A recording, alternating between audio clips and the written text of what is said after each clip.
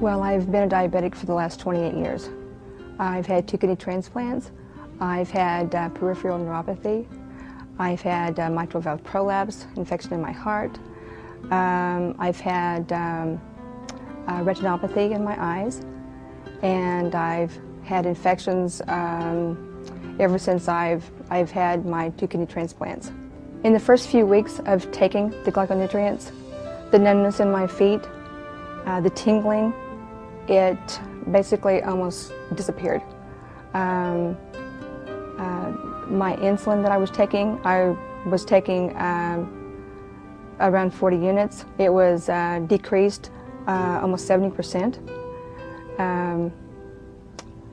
My doctor is saying that my eyesight from the retinopathy is basically gone. I also had osteoporosis. I've had 3 bone scans done, and they can't detect any longer that I had that. From my 2 transplants that I've had, I am no longer on any of the immunosuppressant drugs. I am taking a tiny bit of one. The mitral valve prolapse that I had, it's basically, they can't detect it any longer either. And I also had rheumatoid arthritis in my hands, and it's basically all gone too. In the last 4.5 years that I've been taking the technology here, I've not been sick. I've not had any kind of infections. I've not had any kind of antibiotics. The person that shared this with us, I thank him so very much. I think God has blessed me and my family. I think He's put me in touch with the world now, so I can share this with everybody now, because it's totally changed my life. For the last 33 years, I've been an insulin-dependent, brittle diabetic. I haven't been able to feel anything from my knees down for the last 5 years. After hearing about this technology, I started, and within 4 days, I swung my legs out of bed and put my feet on the carpet and was able to feel the carpet under my feet. And in another week and a half, I was able to, I walked in the bathroom and stepped on the cold tile and felt the cold. And the cold water splashing on my feet. That's another thing that just doesn't happen to a diabetic. It just keeps getting worse and worse.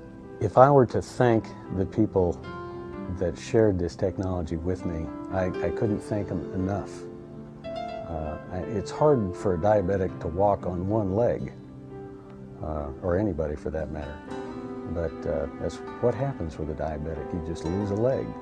They cut it off. You can't put a price tag on something like that. I'm eternally grateful. I was diagnosed as a lupus patient in 1980, and the entire time I have had different problems going on in my life, and they kept getting worse and worse and worse. And at the point that I was in October 2002, when someone told me that they had heard about this technology on the radio, the night that I came out to hear it, I knew that it was an answer to prayer, because it just kind of just dropped instantly that this was what I was supposed to do. So all the symptoms that I had of the problems, the immune problems that I was having, the breathing problems and stuff, they were sturdily going away. I have 2 replaced hips. I've noticed readily that I was able to walk better, move better, getting my motion back, getting my life back. So it's been really great. It's been really great. In July of 2002, my daughter Patty, who was 33 years old at the time and had 2 small children, was diagnosed with AML, that's acute myeloid leukemia. Her subtype was M5, which was a very serious kind. We put her in the hospital. I started aggressive chemo. She was in and out, mostly in for 4 months, 4 rounds of chemo. The prognosis was not good with her subtype. It was under 30% that she would survive.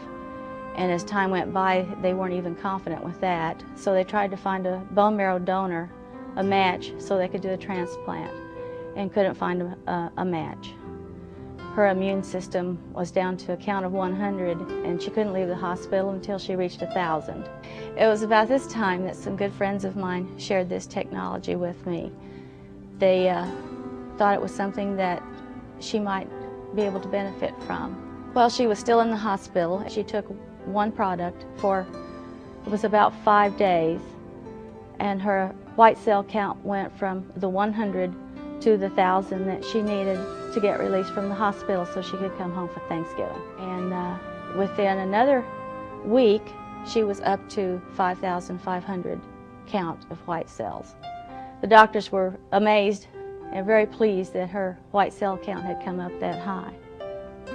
When I presented it to Patty, I knew what her answer was going to be, because she was so tired of trying so many different remedies for the fibromyalgia that had kept her in pain so long up until this point. And so I told her, I said, Patty, this could be our answer to our prayers. And please take one more thing.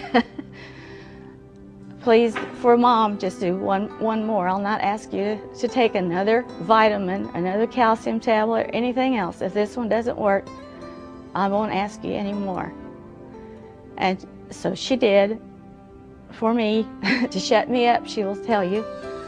And by January, she had a normal white cell. Of course, it had been normal for a long time. Then she had a normal red blood cell count, and her platelets were way over 100,000, almost normal.